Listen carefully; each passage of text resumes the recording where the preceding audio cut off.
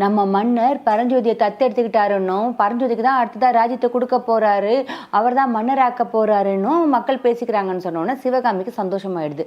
அவருக்கு எனக்கும் இடையில இந்த ராஜ்யம் தானே நான் குறுக்க நின்றுட்டு இருக்குது, அவர் எனக்கு சாதாரண ஆளாக இருந்தாலே போதும், ராஜ்யம்லாம் எனக்கு வேணாம் அப்படின்னு அவள் சொன்ன உடனே எல்லா பொண்ணுங்களும் ஒரே மாதிரி தான் யோசிப்பீங்க போல் இருக்கு.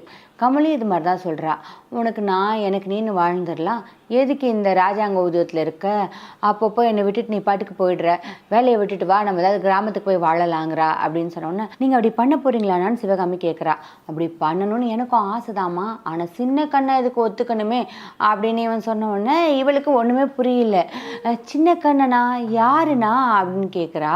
உடனே இவன் கொஞ்சம் குறும்பா சிரிச்சுக்கிட்டு, என்னம்மா நீ ஒரு புத்திசாலி நான் நினச்சிட்டு இருக்கேன், உன்னாலே சின்ன கண்ணை யாருன்னு கண்டுபிடிக்க முடியலையே, சின்ன கண்ணன் கமலோட வயிற்றுக்குள்ளே இருக்கிற அந்த குட்டி பையன் அப்படின்னு சொன்ன உடனே சிவகாமிக்கு ரொம்ப சந்தோஷமாயிடுது.